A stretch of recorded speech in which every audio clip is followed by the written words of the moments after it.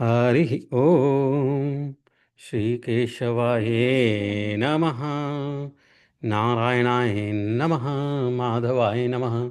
ऋषिकेशाय नमः। आज हम आगे दूसरे अंश के 9वें अध्याय से पढ़ना प्रारंभ करेंगे। इसमें शुरुआत में हमें ज्योतिष चक्र और शिशु मार चक्र के विषय में ज्ञान प्राप्त होगा। पराशर उवाच। पराशर ऋषि जी कहते हैं कि आकाश में भगवान विष्णु का जो शिशुमार के समान आकार वाला तारामय स्वरूप देखा जाता है, उसके पुच्छ भाग में ध्रुव अवस्थित है। तारामयम भगवतः शिशुमाराकृति प्रभुः द्विरूपम हरेर्यक्तु तस्य पुच्छे स्थितो ध्रुवः। यह ध्रुव स्वयं घूमता हुआ चंद्रमा और सूर्य आदि ग्रहों को घुमाता है। उस भ्रमणशील ध्रुव के साथ नक्षत्रगण भी चक्र के समान घूमते रहते हैं। सैष भ्रमण भ्रामयति चंद्रादित्यादिकान गृहान भ्रमंत मनु तम यान्ति नक्षत्राणि च चक्रवत्। सूर्य, चंद्रमा, तारे, नक्षत्र और अन्यान्य समस्त ग्रहगण वायुमंडलमयी डोरी से ध्रुव के साथ बंधे हुए हैं। सूर्या चंद्रमसौ तारा नक्षत्राणि ग्रहीः सह वातानीकमयैर् बंधैर् ध्रुवे बद्धानि तानि वै।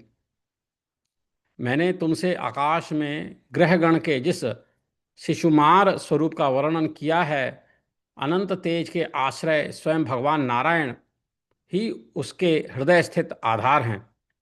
शिशुमाराकृति प्रोक्तम यद्रूपम ज्योतिषाम दिवि नारायणोयनम धामनाम तस्याधारः स्वयं हृदि। उत्तानपाद के पुत्र ध्रुव ने उन जगतपति की आराधना करके तारामय शिशु मार के पुच्छ स्थान में स्थिति प्राप्त की है।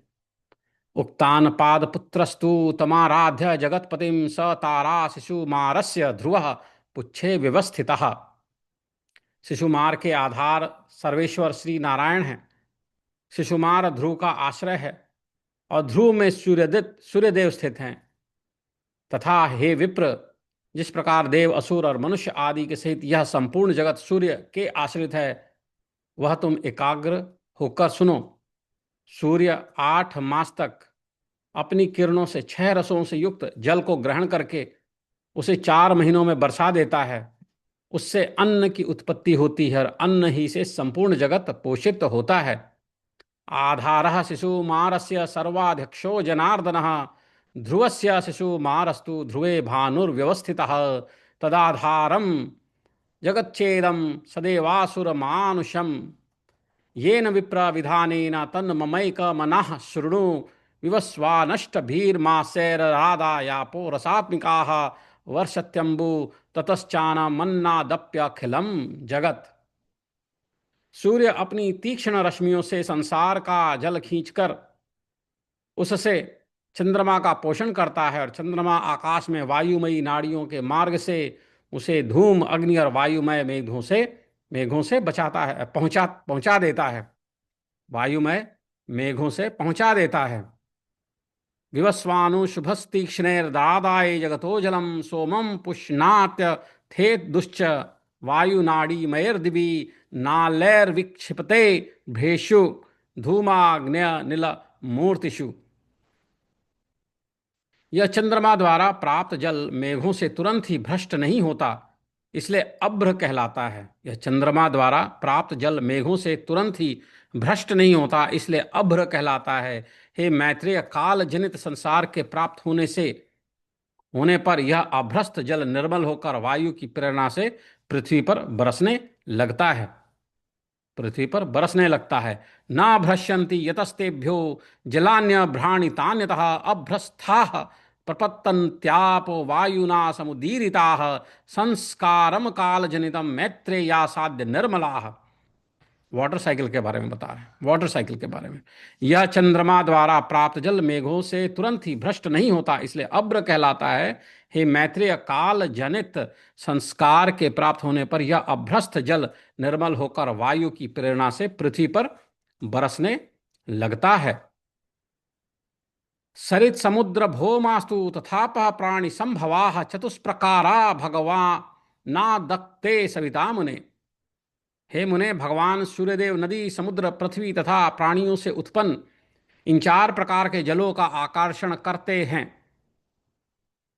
सरित समुद्र भौमास्तु तथाप प्राणि संभवा चतुष्प्रकारा भगवाना दत्ते सविता मुने। तथा आकाश गंगा के जल को ग्रहण करके वे उसे बिना मेघादि के अपने किरणों से ही तुरंत पृथ्वी पर बरसा देते हैं। आकाश गंगा सलिलम तथा दाय गभस्तिमान अनभ्रगत मेर वो वोर्व्याम सद्या क्षिपति रश्मि भी। हे द्विजोत्तम, उसके काल स्पर्श मात्र से, पाप पंख के धुल जाने से मनुष्य नरक में नहीं जाता, अतः वह दिव्य स्नान कहलाता है।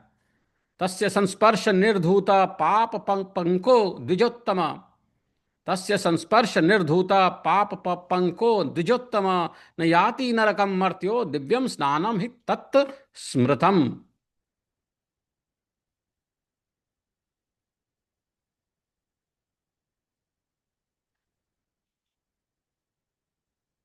आकाश गंगा सलिलम तथा दाय गभस्तिमान अनभ्रगत मेर वोर्व्याम सद्य क्षिपति रश्मि भी तस्य संस्पर्श निर्धूत पाप पंको द्विजोत्तम, न याति नरकम मर्त्यो दिव्यम स्नानम हि तत्स्मृतम।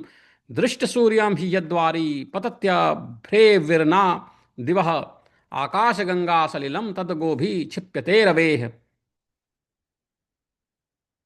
कृतिका आदि विषम अयुग्म नक्षत्रों में जो जल सूर्य के प्रकाशित रहते हुए बरसता है, उसे दिग्गजों द्वारा बरसाया हुआ आकाश गंगा का जल समझना चाहिए।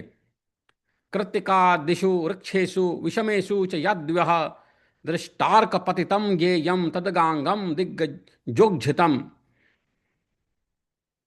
रोहिणी और आर्द्रा आदि सम संख्या वाले नक्षत्रों में जिस जल को सूर्य बरसाता है, वह सूर्य रश्मियों द्वारा आकाश गंगा से ग्रहण करके ही बरसाया जाता है। युग्मक युग्मक्षेषु च यक्तोयम पतत्यक कोर्जितम दिवः तत्सूर्य रश्मि भी सर्वम समादाय निरस्यते। हे महामुने, आकाश गंगा के ये सम तथा विषम नक्षत्रों में बरसने वाले दोनों प्रकार के जल में दिव्य स्नान अत्यंत पवित्र और मनुष्यों के पाप भय को दूर करने वाले हैं। उभयम पुण्यमत्यर्थम नृणाम पाप भयापहम आकाश गंगा सलिलम दिव्यम स्नानम महामुने।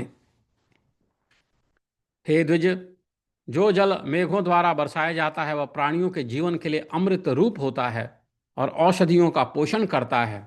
हे विप्र, उस वृष्टि के जल से परम वृद्धि को प्राप्त होकर समस्त औषधियां और फल पकने पर सूख जाने वाले गोधूम यव आदि अन्न प्रजा वर्ग के शरीर की उत्पत्ति एवं पोषण आदि के साधक होते हैं।